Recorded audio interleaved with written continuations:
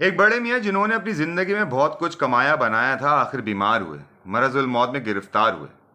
उनको और तो कुछ नहीं कोई फिक्र थी, तो ये है कि उनके पांचों बेटों की आपस में नहीं बनती थी। गाड़ी क्या पतली भी नहीं छनती थी, लड़ते रहते थे। कभी किसी बात पर इत्तेफाक ना होता था। हालांकि इत्तेफाक में बड़ी बरकत है। आखिर उन्होंने बेटों पर इत्तेफाक और इत्तेहाद की खूबियां वाजे करने के लिए एक तरकीब सोची।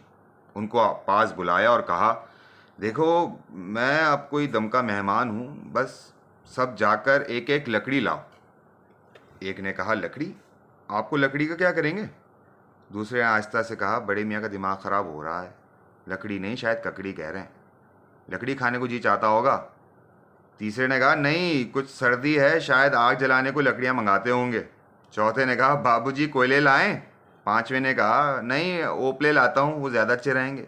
बाप ने कराते हुए कहा, अरे ना लायक हो, जो मैं कहता हूँ वो करो, कहीं से लकड़ियाँ लाओ, जंगल से।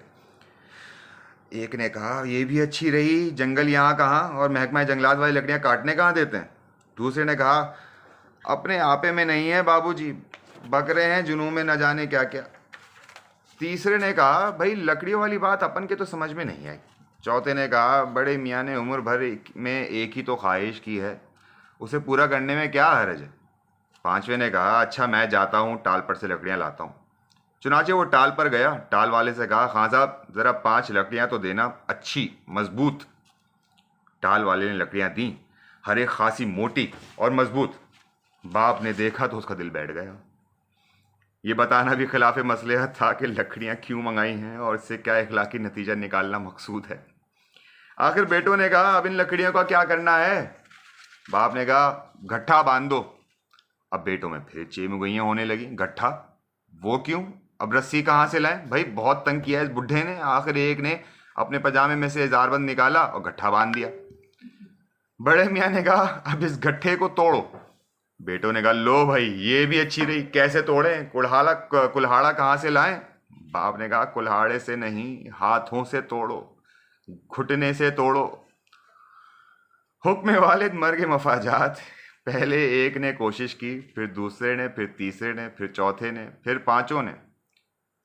लकड़ियों का बाल बीका ना हुआ। सब ने कहा, बाबूजी हमसे नहीं टूटता ये लकड़ियों का गट्ठा। बाप ने कहा, अच्छा, अब इन लकड़ियों को अलग कर दो, उनकी रस्सी खोल दो। एक ने जलकर कहा, रस्सी कहाँ है? मेरा तो इजार बंद है। अगर आपने खुलवाना ही था तो गट्ठा बंधवाया ही क्यों था? लाओ भाई कोई पेंसिल देना, इजार बंद डाल दूं पजामे में। बाप ने बुजुर्गाना शफकत से उसकी बात को नजरअंदाज करते हुए कहा, अच्छा, अब इन लकड़ियों को तोड़ो, एक एक करके तोड़ना। लकड़ियां चूंकि मोटी मोटी और मजबूत थीं, बहुत कोशिश की, किसी से न टूटी। आखिर में बड़े भाई की बारी थी। उसने एक लकड़ी पर घुटने का पूरा जोर डाला और तड़ाक की आवाज आई। बाप ने नसीहत करने के लिए आंखें जो खोली तो क्या देखता है कि बड़ा बेटा बेहोश पड़ा है। लकड़ी सलामत पड़ी है। आवाज बेटे के घुटने की नहीं, हड्डी टूटने की थी। एक लड़के ने कहा, यह बुड्ढा बहुत जाहिल है। दूसरे ने कहा, अड़ियल जिद्दी। तीसरे ने कहा, खूसट संकी, अकल से पैदल घामड़। चौथे ने कहा, सारे बुढ़े ऐसे ही होते हैं, कमबख्त, मरता भी तो नहीं है। बुढ़े ने इत्मीनान का सांस लिया कि बेटों में कम से कम एक बात पर तो इत्तेफाक राय है। उसके बाद आंखें बंद की और निहायत सुकून से जान दे दी।